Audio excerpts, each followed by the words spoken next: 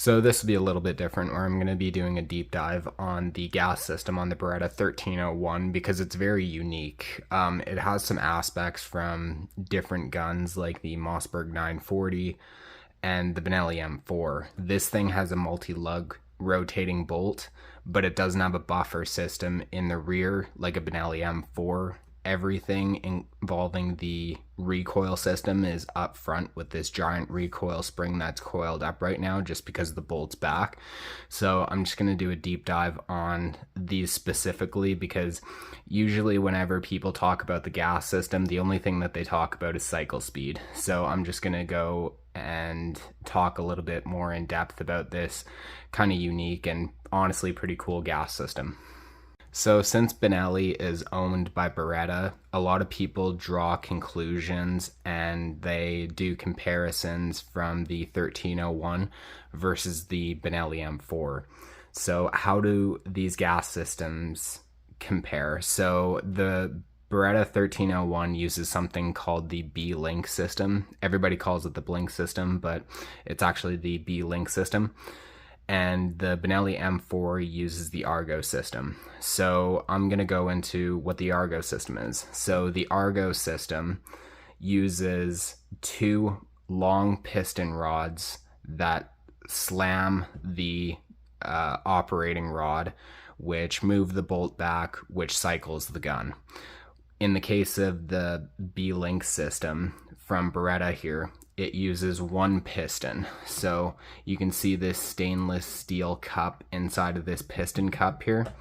So this stainless steel cup is the piston, and when it moves backwards, it only moves backwards about 3/4 of an inch to make up this gap to hit the front of this connecting rod to cycle the gun.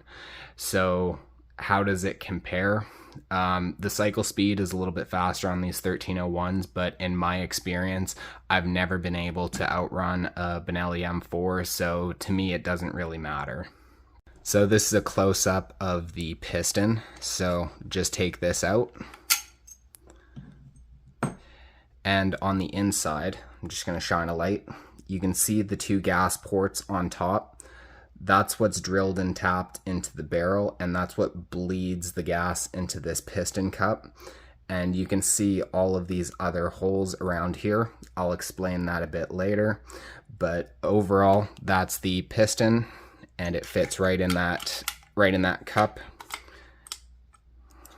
So how does this regulate itself? How is this able to cycle 3-inch slugs and target loads without beating itself to death or without malfunctions?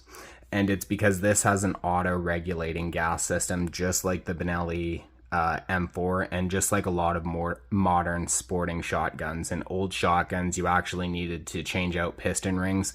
It's not the case with modern shotguns. So this has a bunch of vents all the way around it, and that's how. So this thing is intentionally overgassed. These ports are very, very big, so it'll cycle the lowest brass, lowest powered ammunition, and only vent out a little bit of the gas.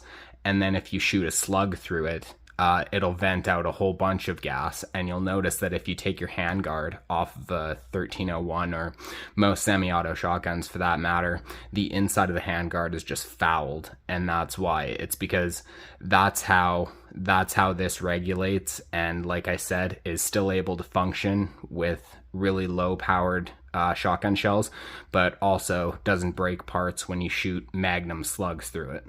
So how is this thing self-cleaning? Because people purport that this thing can go X amount of rounds. I've seen all the way from 1,000 all the way to 10,000, how this thing can just magically clean itself. And there really isn't a special design to it. All it is that the machining on any of the internal working parts in the gas system are very rough. And all that does is it's still able to move and function great.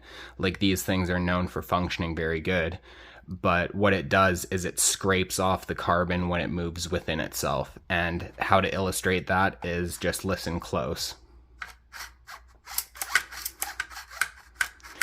This thing, This thing is pretty rough when you move it around. It's still smooth, but you can tell the internal surfaces of the gas system are pretty rough. And same thing when you drop the bolt, you can actually feel it scraping along here.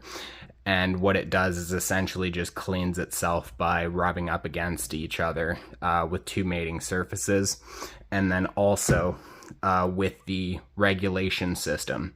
So a lot of that stuff gets blown right into your handguard instead of back into your gas system. So that's kind of an ingenious design that does a lot of different things, but you get a lot of pros rather than cons, because this will auto-regulate the gas system, but also it keeps it significantly cleaner than dumping the rest of the excess gas back this way and back into the gas system. So hopefully you enjoyed that deep dive, and hopefully the operation of the 1301 makes a bit more sense to you. Thank you very much for watching, and have a good day.